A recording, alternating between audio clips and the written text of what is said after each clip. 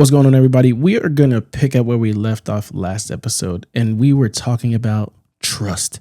Yeah. Our trust has been freshly violated by the dismantling of the Voting Rights Act. Oh. Tennessee has moved very quickly to do crazy stuff. But we're not talking about institutional level trust this time. No. We're going to bring it down to the more personal, interpersonal level. So thank you for rocking with us, and let's get going. Episode 74 of the Parents and Professors podcast.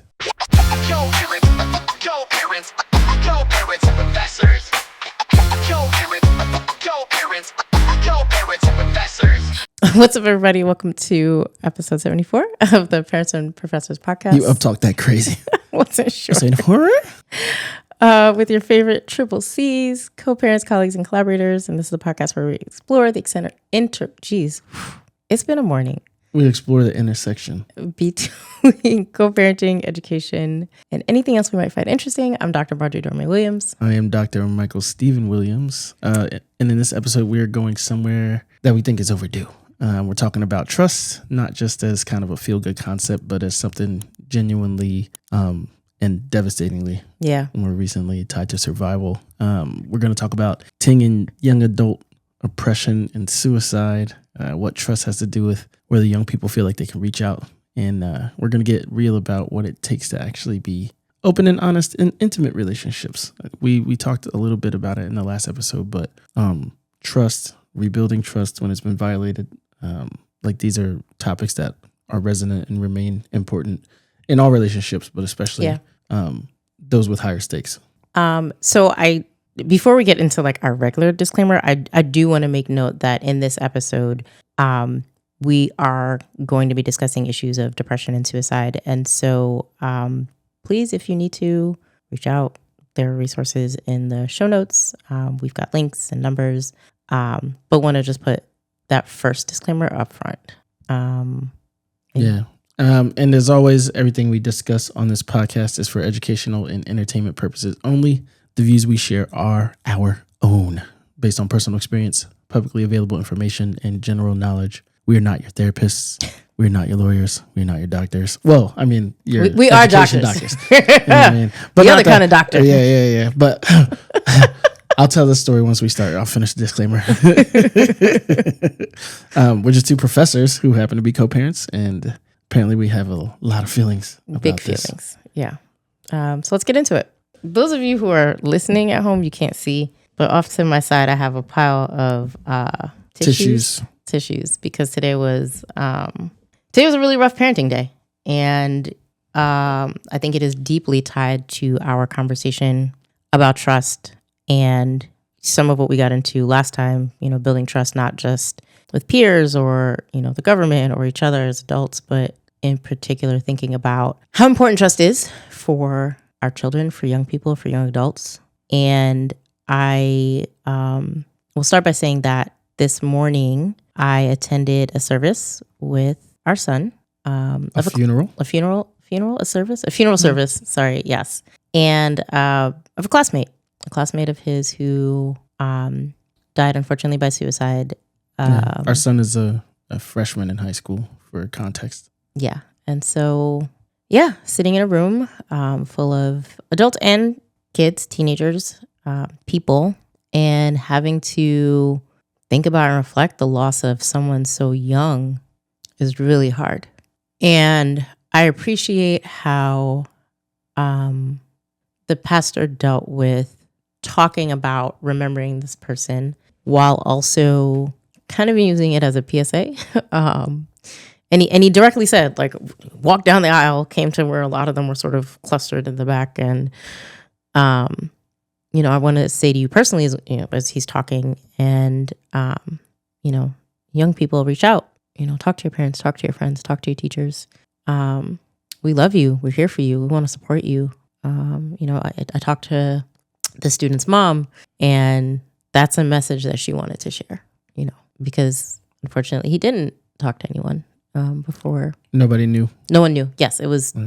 Those are always the hardest. I feel like I have a great deal of frustration, and I probably still have some growing to do personally around suicide, because I've seen people in my life use it as this like grand threat to try to manipulate people. That's awful. And so it's very hard for me to interact with it when I feel like that's what's happening. Like, so if I feel like somebody's just trying to manipulate me by telling me like they're going to kill themselves or they're having those kind of thoughts, and then I don't see anything else in their behavior that suggests like that makes sense. It's hard for me to sit with.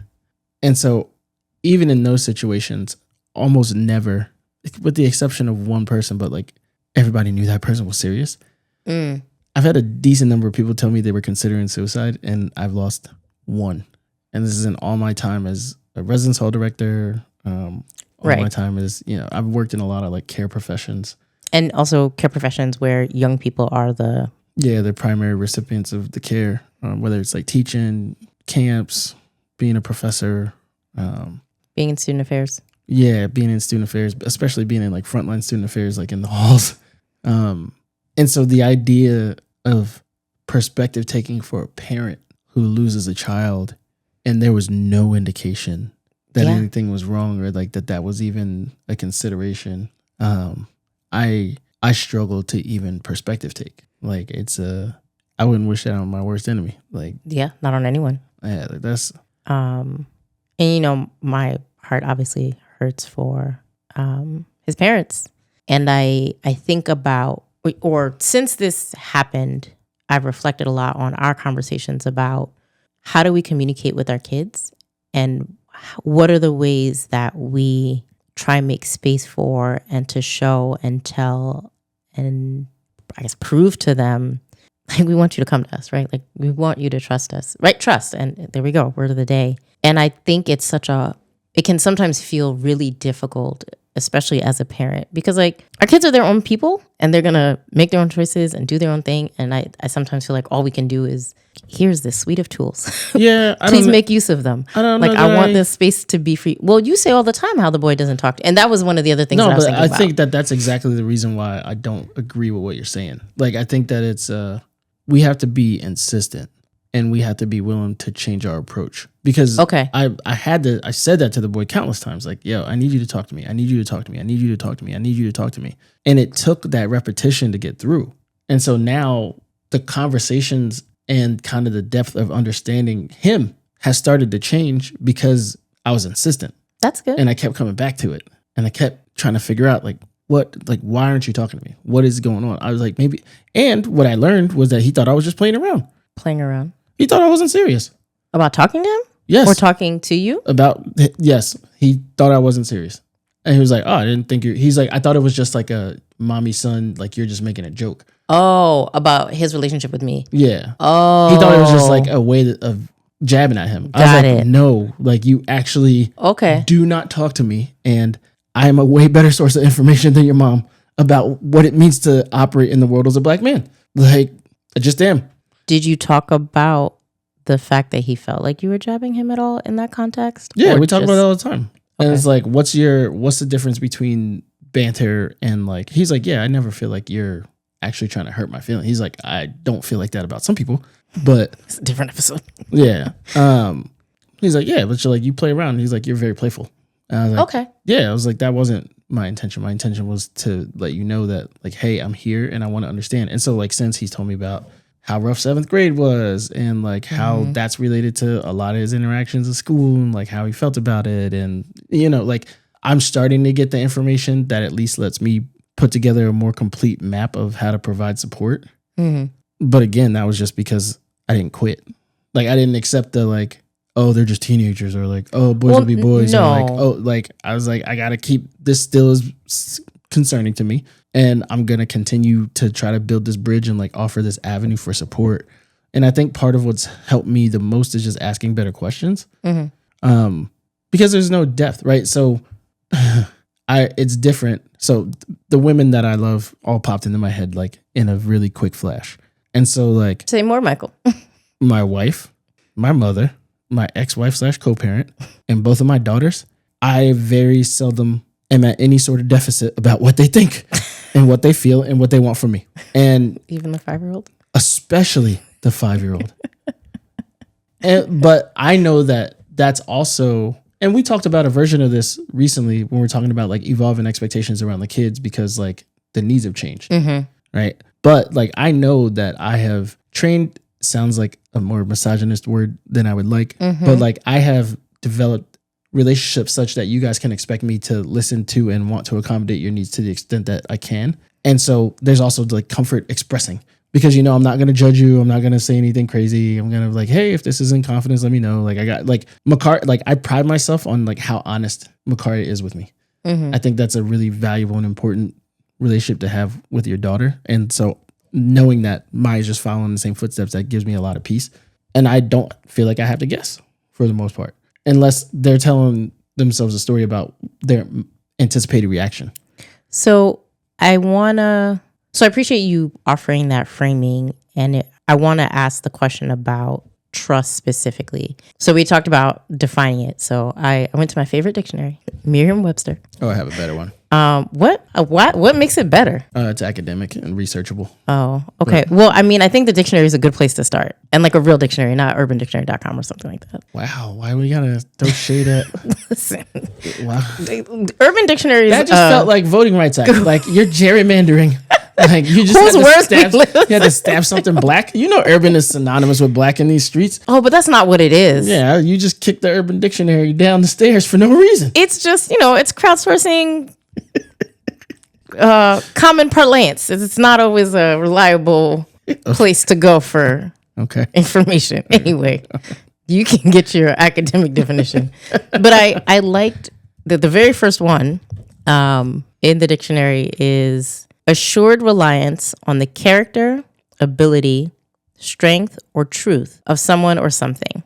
One in which confidence is placed. Dependence on something future or contingent. Hope. And I think about the fact that we often talk about trust as if it's something that, right, we can barter, or that's a give and take, or so, you know, I put my trust in you, or, you know, I want you to trust me. And I like this definition because it shows that trust isn't something that just happens, right? It's represented in who you are. Can I read the better definition now? Go ahead. So this is one of my former professors at the Ohio State University. Shout out. To say Ohio State University. Listen, don't be jealous. Whatever. First of all, I went to Illinois. Sorry. So I'm Bums good. By comparison. First of all, the University of Illinois has one of the best colleges of education. Demonstrated. I can read good.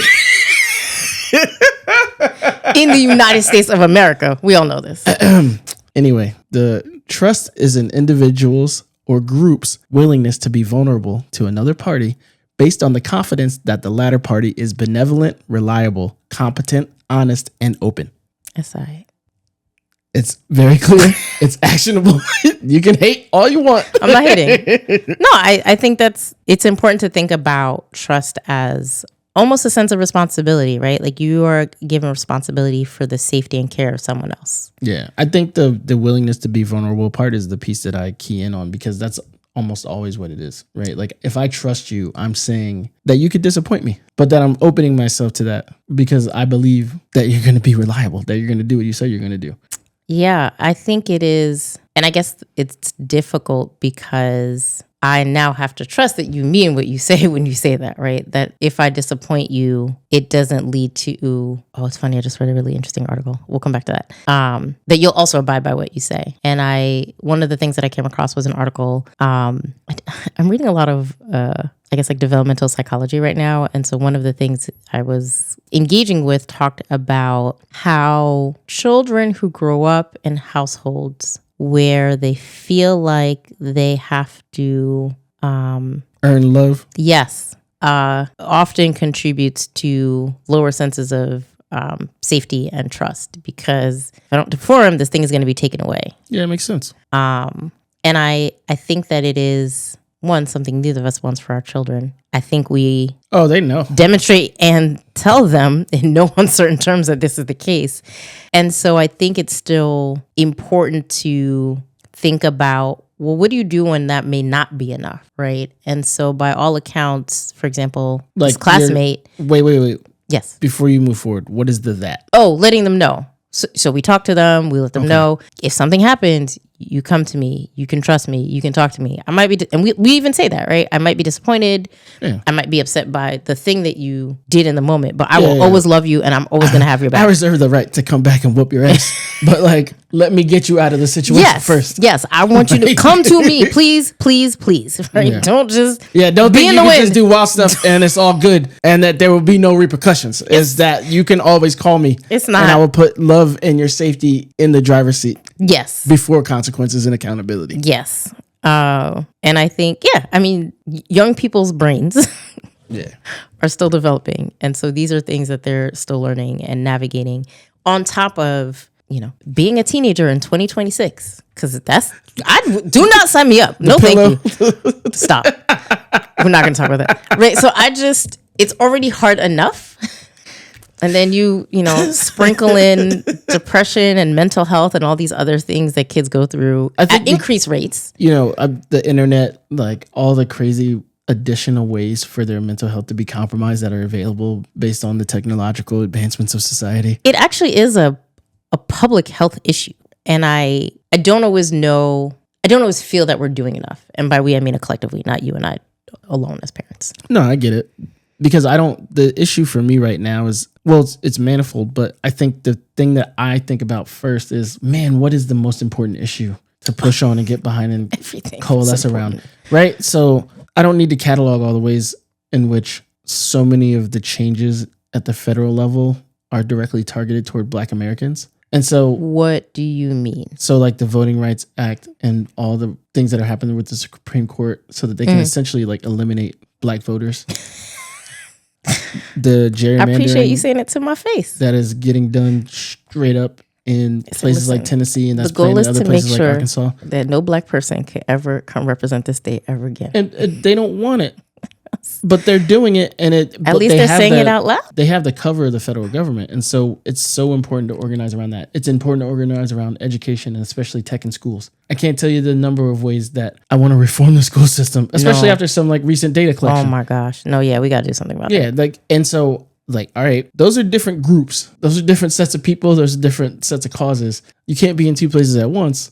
So how do you make decisions about where to resist? And which one, if I want to do a loose tie back to trust, like which cause do you trust would be more fruitful? Because I would guess that anti-technology and anti-Black. No, we're obviously going anti-technology, and knowing that Black communities or people or children or populations would benefit from this work makes it worth doing. I don't think now is the time to talk about anti-Blackness because that's kind of the goal. So I trust. Like, is it because it's being said out loud? I trust that anti-Blackness will continue. I trust that that's going to continue. Okay. Not in the business of spinning my wheels. So, or at least for me, what would feel like spinning my wheels. There are people who are very invested in fighting that fight. I think to your question, that's not my primary fight right now. I think what I do see as deserving of my attention are what are the things that are going to allow me to take care of my family now? And what are the things that are going to allow me to take care of my family in the future? And, having a job and being gainfully employed is key to that. We live in a capitalist economy and I need money. So having a job, the business, all of that has to happen. And then I think of, okay, what are the things that help me to take care of my family in the future and the kids being a part of that? And it's what can I do for them now to set them up for future success? But also how can I help protect them from things that would harm them now? And we read statistics about increasing rates of depression and mental health challenges and anxiety and suicide amongst young adults. And I look at, the peers and friend groups of our children, and I feel like I don't know that I'm doing enough. And I think that feels really What animates scary. That feeling? Like, what's behind that? Are you saying in your interpersonal context, like with our children? Or are you saying like on a more social community level? Like, what is that? So I think both. On a personal level, and back to this issue of trust, I've, in the last week or so, I've been asking myself, do my kids trust me? And I think the answer is yes. I think so. What gives you hesitation? I don't know. I think this latest issue, right, where it's like a shock and surprise to everyone. And, I'm sure his mom would have said, yeah, my son trusts me.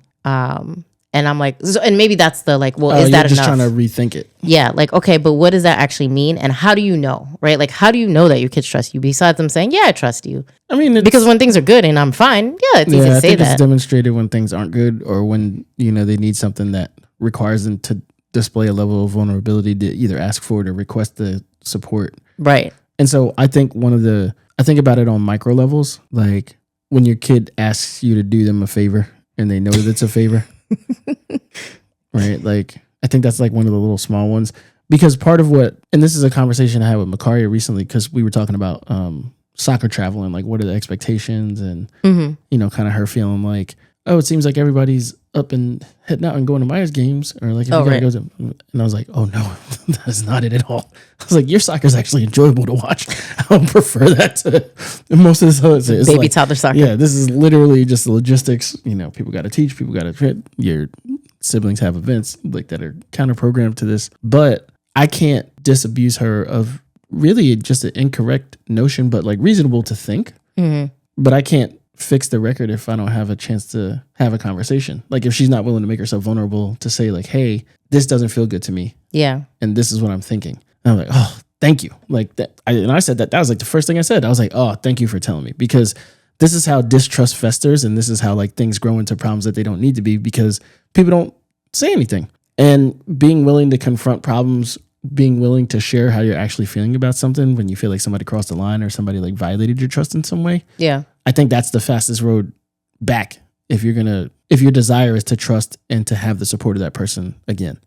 I think that makes a lot of sense. And it's something I, also try to talk to her about. It sometimes may feel easier. And I say this also as an adult who has trust issues, right? So it sometimes may feel trust issues. What? Yo, no way. You didn't have to say it like that. I would have never guessed that. You're lucky you're a good co-parent and baby daddy.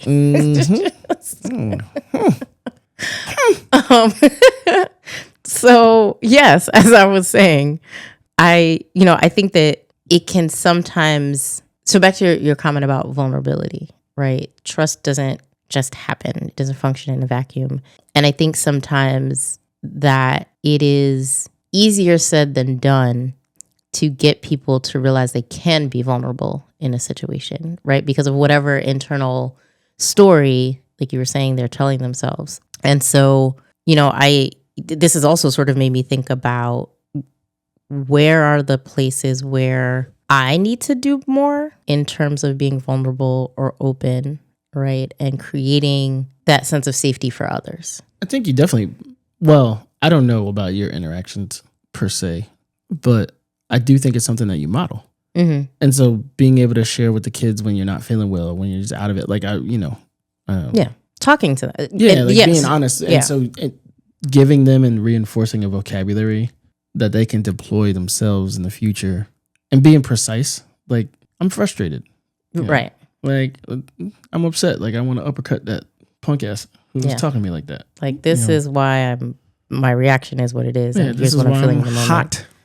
In fact, this morning, I was like, Maximilian, I'm feeling a little frustrated. It's not that I don't want to support you. And I told him, I was like, and I appreciate that you want to show up for your friends and your classmate in this way. That is honorable and it is important. And I'm very proud of you for making that choice and decision.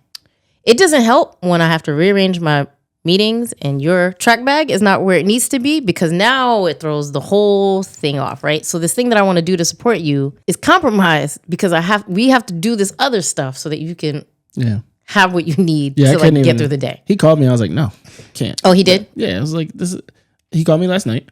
Oh, he did? Yeah. And I was like, bro, that is absolutely not possible, because I have two meetings that I must be at that are in that exact window. And about going to the funeral. Okay. Yeah. And I was like, he woke me up. I was already asleep.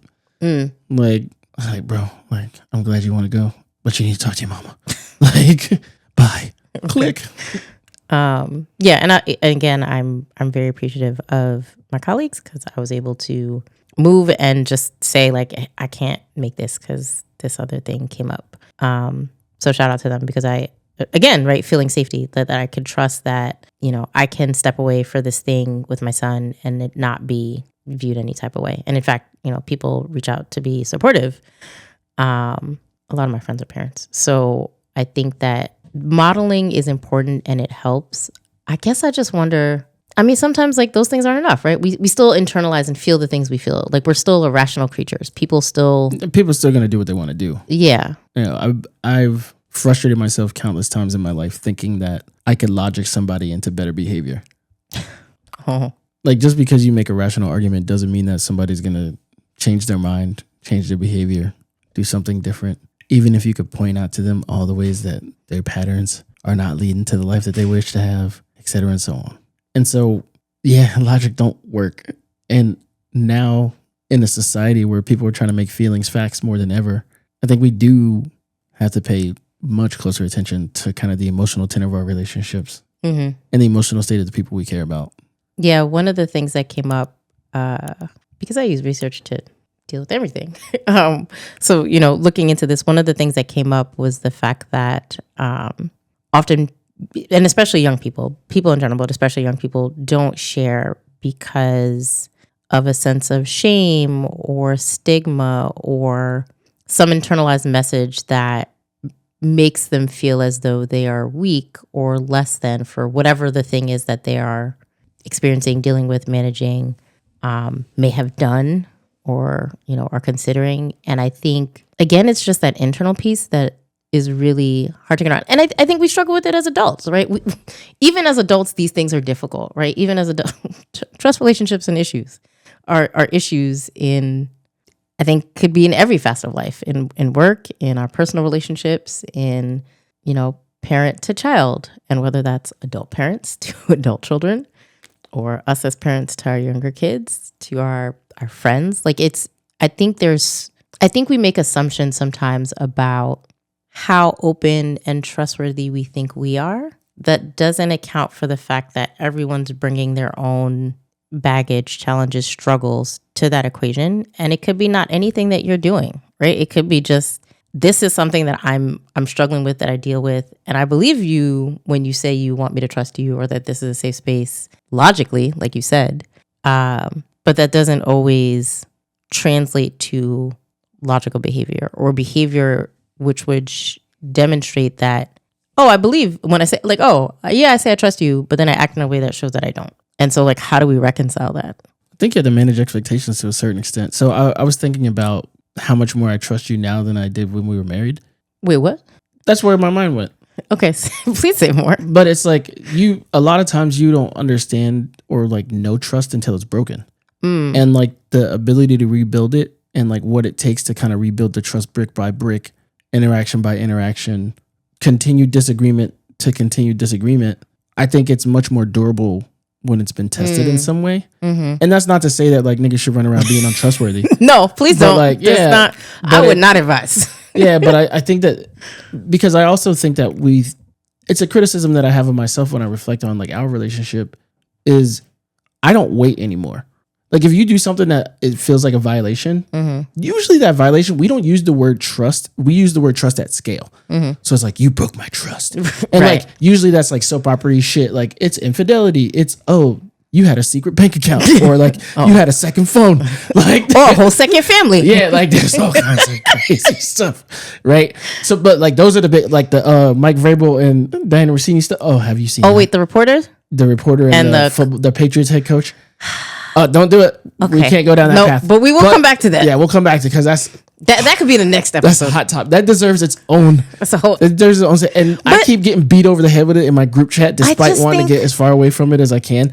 But I say that, yes, like we usually think of trust as big trust, instead of thinking about all the little micro stabs that actually destroy trust. Like asking somebody for something that you think is reasonable, and them consistently telling you no. Whether it's an accommodation, whether it's to like, hey, I would love it if you would put the toilet seat down, right? Oh, there's nothing worse. Or because it could be something that small, or it could be like, yo, you never tell me I'm pretty. Like, yeah, no, that's yeah. And it's all those little tiny violations of trust, that the death by 1,000 cuts that could end up in an even more ruptured relationship. And so when I think about like building, rebuilding, proving, reproving, it's like, yo, like you gotta get it wrong to get it right, and you gotta be willing to get it wrong to a certain extent. Yeah, I think for me, it's also, I think I want to be a trustworthy person, right? Like most of us want to be trustworthy. But I think that helps me because there was a thought that was kind of jammed up, and you just made it face, and it unlocked it for me. And it's really difficult because a lot of times the hardest person for you to see is yourself. And that's for everybody. And so like, I think for myself, like this was a very rough year for me personally. And that bled into a lot of my professional obligations. Yeah. Like I'm not okay. I don't have, it bled into like my ability to lead my research team. It bled into my ability to get off all the programming that I plan to do in a couple of different roles that I take on. And I can know that it's never the heart or the head. Right. Was it blame the head, not my heart? Or, like I don't have it. Like I'm not operating at full capacity. And so similarly with you, like there's just been so much time. Like you're in such a restricted time zone, and you haven't really, you're starting to, but it's like, oh, I haven't taken away the things that would allow me to show up the way that I wish to show up in the places that are most important. And I think that stuff like that can be like these violations of trust, where it's like the smaller thing. Like, it's a bunch of little, it's like, oh, Mrs. Promises, right? Like, or like, oh, Dr. Williams, you said you were going to do this on Tuesday. I have a student who's in mind particularly who like does a great job of holding me accountable with like passive aggressive emails. Oh, that's good. That they don't think are passive aggressive. I'm sure that they are not. They think they're being friendly. And like, no, but really like, hey, you said you were going to do this on Tuesday. It's Wednesday. And you right. Yeah. Like, my bad. And I will never say it. I will never acknowledge this person. If you know who you are, it's all good. But like, I appreciate it because literally my brain just couldn't hold it. Like there were things just like not, I'm like, thank God that you sent me that reminder. And I wish that I could set systems up so that other people in other aspects of my life would do that for me. You know what? That is helpful for me because I think trust also requires, so like you said, we're not perfect and people are going to make mistakes and there may be violations of that trust. I think what feels helpful is if there are opportunities to, repair or adjust, or I don't want to say like fix your mistakes because you obviously can't like undo repair is the right word. And repair. Yeah, that's a word I used in a recent conversation. And like if there's avenues for repair, then I would like to pursue them. That's good, right? Because I think it also requires being willing to be corrected. Yeah. And I feel like that matters, right? That matters in demonstrating, right, this desire towards trustworthiness. I think the other side of it too, especially when it comes to our personal relationships, is what we learned and what was modeled. And so, again, thinking about stick to the lie forever. Well, we fight on that lie. Yo, son, some of us, y'all know who you are. I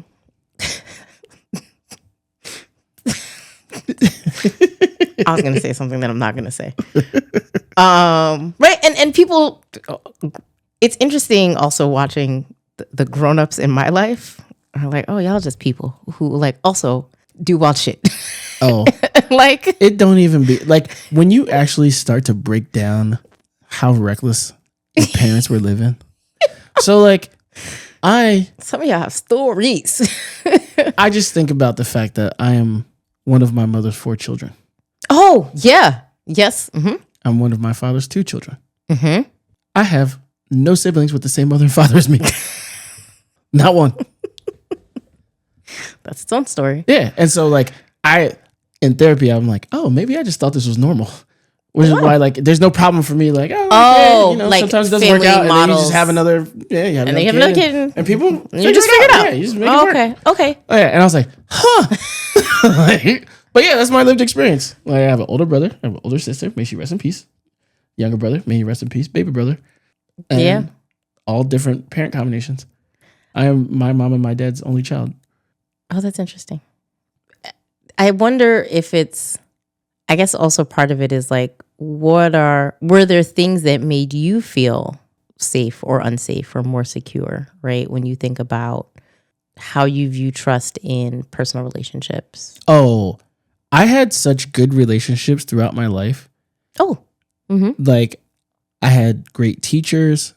I had great family members. I felt like all of my aunts and uncles were always trying to help my mom. And so I lived with a lot of them at different points in my life. I felt like every adult in my life had my back. Oh. And so I was way too trusting. Like, I had to get hurt repeatedly as an adult to really be able to start to put up the appropriate boundaries on people, because I really goofily am like, my buddy Slayton calls it the golden retriever personality, where it's like, hey, what are we doing? Like, I'm generally defaulting to, unless you give me bad vibe. Like, now I've learned through being burned to trust my first instinct. Because because I've called many a thing, I'm an extremely good judge of character. And so, like, I've learned to trust that, but I was always giving people the benefit of the doubt. Okay. Because I just had so many positive relationships. I mean, it's why I study belonging. Like, I'm not a person that came to studying belonging because I was like, oh man, I never felt a sense of belonging in my life. And so now I want to figure out how to help other people. I came to it because I was like, oh, this is how I felt my whole life. Like, and it seems like my life's going better than a lot of people's. Wow. So, like, I should probably learn a little bit more about this from, like, a positive standpoint. Like, I don't like to truly feel like, and I think this is part of the bridge to trust with my son, that I recognize I need to work harder to build, because it's a blind spot for me. I don't know what it's like to be somewhere and not be good and be cool, and to be among the people that are sought out, to be among people that I feel like are looking out for me and care for me. Like, I just never, like, there might be like, oh man, I thought I was gonna be able to bag that chick and that failed. But there's never the like, oh, I feel rejected, I feel not wanted, I feel not seen, I feel like I don't have options. And so, like, that's a blind spot for me. Like, to be like, oh, you really felt like you ain't had no friends. That is the thing that people experience. And I know, but I'm just saying that was not a part of my experience. Like, I would have to have a different experience. Like, I can say that in terms of friendships, Columbia, Missouri has been the hardest for me. Yeah. Because people just don't do anything. It's not the same. But it's also like COVID, like after COVID, because I felt like our social, or at least I felt like my social life in Columbia was better before COVID than after COVID. Like, there were people I could go out. I think after COVID, yes, it declined significantly, and I feel like continues to, strangely, which is wild. Yeah, like I saw Barb, our friend the bear, and I was like, yo, I don't actually know the last time I saw you in person. That's crazy. We used to go to lunch together all the time. Yeah, but so those are those little micro moments, right? So, like, if you're trying to build that closeness. So I know that when we had the learning pod, because the mayor was a part of our pod before she was mayor, part of the definition of belonging, like the standard Baumeister and Leary 1995, is consistent and persistent positive interactions. And the consistent goes away very quickly when adult life gets in the way. Yeah.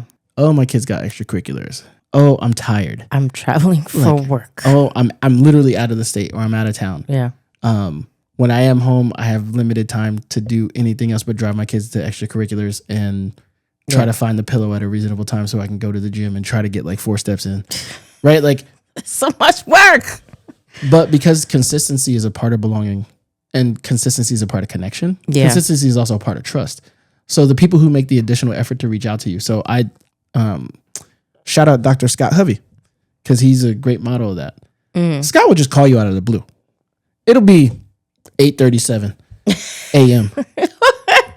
It's like, I'm gonna call. Yeah, it's like I'm in the car or I'm on the way to something, and just I just thought of you. I'm giving you a shout. Yeah. And so I have this expectation now that, I'm not even articulating until like right now on the pod. I was like, if I am not doing well emotionally, I know the people who are going to check in on me, or the people where there's natural space for me to share. So I talk to my line brothers like pretty much every day. Like, it gets quieter when everybody's busy. Yeah. But like, talk to my line brothers pretty much every day. I talk to a couple of my fraternity brothers, mostly banter around soccer, but like, they're 2 brothers that I have a lot of love and respect for, Malcolm and Mello. Talk to them pretty much every day. And then I get random check-ins from Scott. I randomly check in on Carver. Like there's just people that I know that if I need to process something emotionally, I'm going to have access to them and they're going to ask me a question. They're going to ask me like a sincere, how you doing? And I'm going to be like, oh, this is great. This is whack. This is what I'm thinking about. This is what I'm working on. That's really interesting framing because, I just asked myself that question. I was like, there are very few people that I talk to every day. Yeah, that's a very teeny tiny, itty bitty number.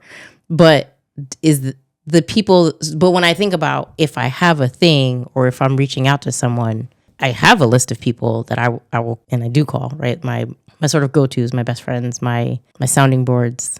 And so I just wonder, do you feel like that matters? Because what matters that you have somebody. What I realize is that there's just a greater value to that being local and physically in person. So having the outlet and having people that think about you and like that you can talk to is nice, but it was better when Scott lived here and we could go to the Deuce. Right. Or like, the physical we learned that during COVID, right? It's physical interaction matters. Like physical presence matters. I'll give you a very recent example. Matter of fact, it might have been earlier this week. I have like 3 or 4 relatively close friends that live in Columbia. 2 of them are Harry and Brandon. They're their Jack and Jill dads. One's a professor. One's getting money, doing all kinds of bank stuff.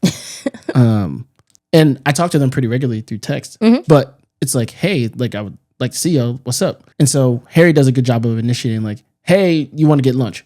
I did not want to get lunch. I was busy. I'm busy. Yeah, no, I was busy, but I was like also just in a hole. When you kind of hit a groove. But I was like, I'm gonna be annoyed at myself if I don't go. Right, because then it's like, what am I gonna say? Yeah, I think it's whack. Like if what I'm hungering for is an opportunity to connect with people in person, and I know that, and somebody offers me such an opportunity that I can actually make myself available for it. Like the only thing is it was raining, which is annoying. But like I can go and spend an hour in person with somebody who I actually care about, who I'm gonna have a good, interesting conversation with. I got to do it. Like, unless there's something like literally in the way. Like I can't, I have a meeting. Or like, I gotta. Something that like cannot. Yeah, but it wasn't that. It was just convenience. And I was like, no, I'm willing to be inconvenient to build community in person. Yeah. And so what I would like to challenge myself to do is like to remember that. And one, I do a good job. I know that I do a good job of showing up for people generally, but I also want to teach people to respond in the way that I do.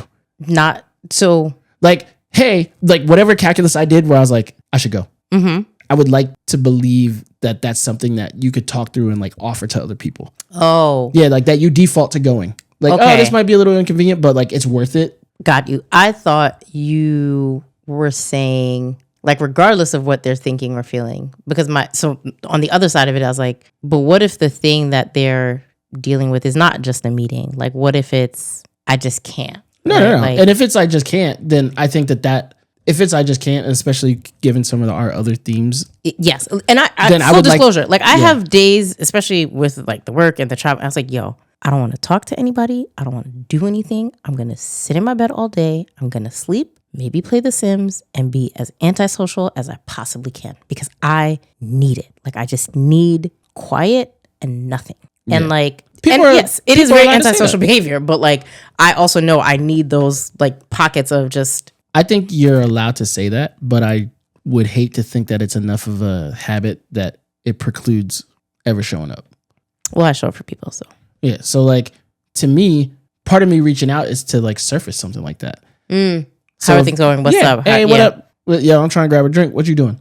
Like, bro, it's been a week. I'm not leaving my bed. I'll holler at you.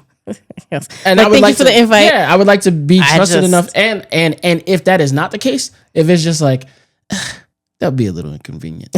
And I yes, right. You do because people be aborting for like the most minor of inconvenience. Like they touch the window and they're like, it's cold. I think I saw a single drop of rain on my windshield. So like, come on, fam, like show up. I appreciate you coming to belonging because I think all of the pieces that we talked about, right? Safety, openness, trust, vulnerability, belonging.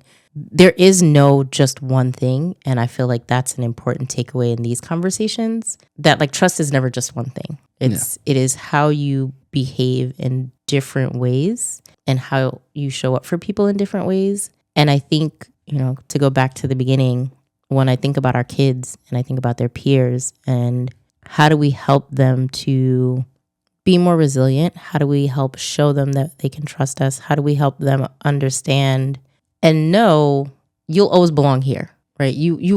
This will always be a place where you are loved and you are safe and you belong. And I hope that some of the pieces of this conversation have been helpful in thinking about what does it mean to be vulnerable with your children?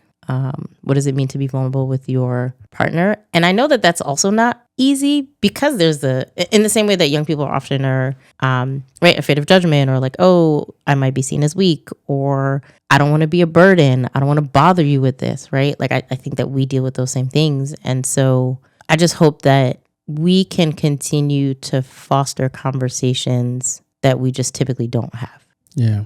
This is not something that I ever talked about with my parents. Yeah, I think it's good that we do talk about it. And I feel like that's another way in which I was a little bit spoiled. Like, I trusted my mom. That's nice. Yeah, like, I remember, like, 6th grade, heartbroken. Ashante Weston Cos broke up with me. Aww. To mess with this corny little... Ugh. That sounds like a hater. I'm not going to hate. He was cool, I guess. He just wasn't me. You can let it go. But yeah, no, I went to Mom Dukes, told her immediately, man, do you know I got the best consoling? I went right back out there and was good money within the same week. I was like, I don't need you no more. My mom just restored my confidence, told me that I was smart and cute. And I'm like, those are the type of interactions that I was having, so that when I was in high school, like, my mom was the first person that, like, if I was talking about sex, like, ugh, you shouldn't be doing that. But if you are, then let's have a conversation. You should be making sure that she's good. Like, nothing worse than selfish, right? Like, like, those are conversations I was having with my mom. Yeah. And so I have a model. Like, I have a model for what I'm aspiring to. Like, I know that I'm like, yeah, like, I want to have a, like, playful but, like, wide-ranging relationship, such that anything that you actually have a question about, we can have a real conversation about. Because then I can provide resources. And I'd be like, yo, read this book. Yeah. Like, I can't think of a single relationship that I like. Oh, our divorce, but like, duh. Well, maybe not duh. I won't poo-poo that. So our divorce, I did talk to my mom, like, while we were going through that. I had crushes, and there were boys that I liked, and like that kind of thing. And I know I've cried and, been sad and hurt and whatever over them. But I don't think I ever like really talked to my mom about it. There was one guy, but it's because you don't love these hoes. Yo, I just said I cried and was sad. Yo, performative tears, like heart crushed, apple, blood drizzling down the. Yeah, get out of here. I know who you really are. That's why your hashtag is the evil queen. Oh my God, not performative. The point being, there was, big feelings, and it was. And my thought was, I just need to deal with it. Let's suck it up. Yeah. Figure it out. I mean, we'll continue there because I think there's a lot more to mine. We need a trust episode part 3. So just keep the party going. Yeah. Because I think that the intimate, especially providing enough time to process the young man who lost his life, I think that's important, and it's definitely related to trust. But I think there's a lot more to mine in the intimate relationship trust and like the destruction, reconstruction, and like the scars that people carry because they've had their trust violated before. Right? Like, I think that's something that doesn't get anywhere near enough time. And you just see the results of it. I was like, oh, you're hurt. Oh, in terms of like what we bring into the next. Well, you bring into the next relationship, but even like like your friends, for example, like what they bring to your friendships because they're hurt. Like, and like how they might counsel you and what they say. Why are you always sad? Like, why is it all like, what is this negativity? Like, no, I actually like women a lot. Like, I'm quite fond of them. Yeah. Like in fact, like, yeah. And so I've married one or two. Yeah. Like, I think that they're exactly 2. There will be no more. I love you, Donna. Yeah. But yeah, like I think that there are so many ways that people have maladaptive ways of dealing with violations of their trust. And that is much more long lasting than we give credit for. And so we think that somebody's good, but they're still not good. And it comes out in places that you can't see. So like it comes out in their new relationship. It comes out in their, like, it's something that deserves a little bit more time. And I think you're right. I believe you're right. I agree with you. I want to put a pin in this for the next one. Because the other thing is, what if you've never actually experienced it? What? Like, what if you have just been in low trust situations, so you don't even know what trust actually looks like? Ooh. Like, to be able to fully trust somebody and to be fully open and honest with somebody, right? And even encountering that can be like, what do I do with this? What do I do? What is this? I've never seen this before. Well, I mean, there's a lot of distrust of that when you are trying to be that. Right? Because then it's like, well, I don't trust it. Yeah, because then people use words like unicorn and like, oh yeah, it gets dismissed a lot. Right. It is still an indication of like, because this seems like an outlier, it feels like I can't trust it. Yeah, I should not trust it. I should not trust it. Yeah, see, so we got it. Yeah, we got another episode. So we'll come back to this. We'll close today on the importance of trust, the importance of patience, the importance of staying at it in terms of connecting with and building open, vulnerable, trusting relationships in your life, especially with your kids, if you're so lucky to have them. Not that people without kids aren't lucky too. I'm like, yeah. Like whatever your luck, whether your luck brought you kids or your luck has you with no kids, you are lucky. But that like you have somewhere safe to land. Yeah. I think that we have a series of resources that Marjorie's going to make sure in the show notes. All in the show notes, just and normalizing having conversations. I think that at the end of the day, that's what we're trying to do, right? Having these conversations, sharing these conversations, being willing to publicly talk about things that are uncomfortable, because for a long time, I think we haven't. And even when I look at models of parenting and what people bring to the equation. First of all, I'm amazed at how many people have like no training credentials or expertise. They're just like, I'm a parent, so fuck it, here we go. Yeah. And like, cool. Like, I like that for you. I believe that's called the Dunning-Kruger effect.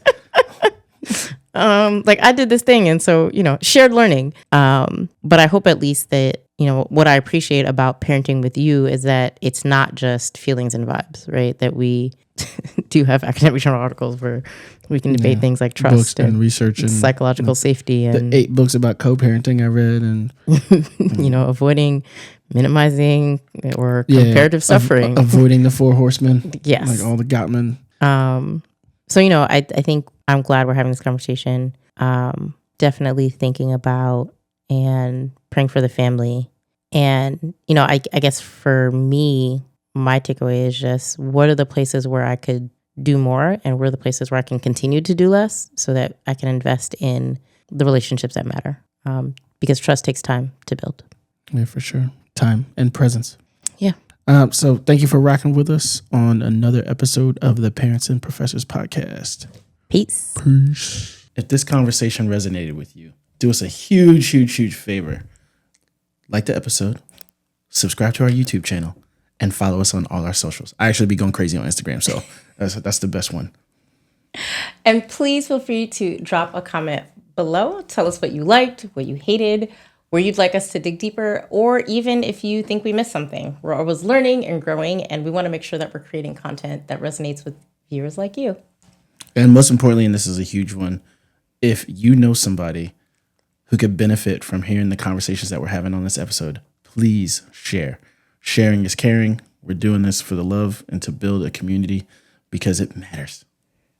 And at the end of the day, that's the most important part, creating spaces where we can have real, honest conversations about the things that matter to you, education, parenting, relationships, and everything in between. So thanks for being part of our community. Go check out the catalog of other episodes if you haven't. And we look forward to seeing you next time on the Parents and Professors podcast.